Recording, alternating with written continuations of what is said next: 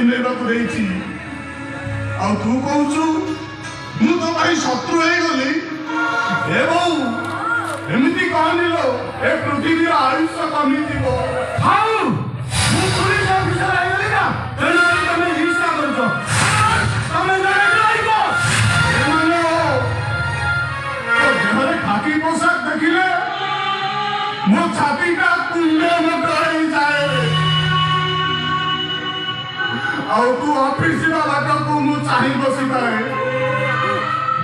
ଆଉ ସମସ୍ତଙ୍କୁ କଣ କହି ଜାଣିଛୁ ଦେଖରେ ମୋ ପୁଲିସ ପାଇଁ ଯାଉଛି। ଆଉ ସେତେବେଳେ ମୋ ଆଖି ପୁରି ଯାଏ ରେ ମାନ। ମୋ ଆଖିରୁ ଆପେ ଆପେ ଲୁହ ବାହାରି ଆସେ। ଆଉ ତୁ କହୁଛୁ ମୁଁ ତୋତେ ହିଂସା କରୁଛି।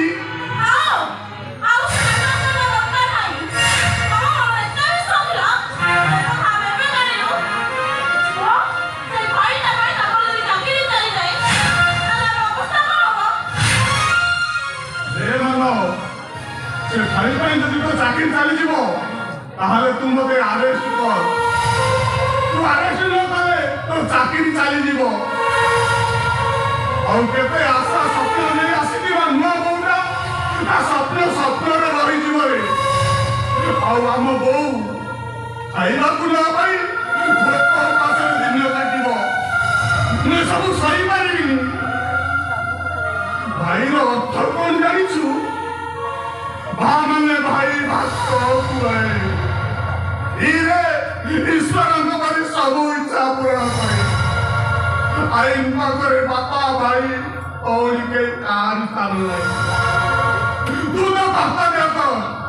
ପ୍ରକୃତକୁ ଯଦି ମତେ ଭଲ ପାଉଥାଉ ଆଉ ମୁଁ ଯଦି ମୋ ପାଇଁ କିଛି ତ୍ୟାଗ କରିଥାଏ ସେ ତ୍ୟାଗର ପ୍ରତିଦାନ ସ୍ୱରୂପ ମୋ ହାତରେ ହାତ ଧରି ପକେଇ ଥାନାକୁ ନେଇ ଚାଲ। ଆଉ ଏ ଦୁନିଆ ଦେଖୁ ଗୋଟାଏ ଭାଇ ଭୁଲ କଲା ବୋଲି ତା ପୋଲିସ ଭାଇ କେମିତି ଘୋଷାଡ଼ି ଥାନାକୁ ନେଉଛି। ଆରେ ମାନ ମୋ ହାତରେ ଏମିତି ପକା ମତେ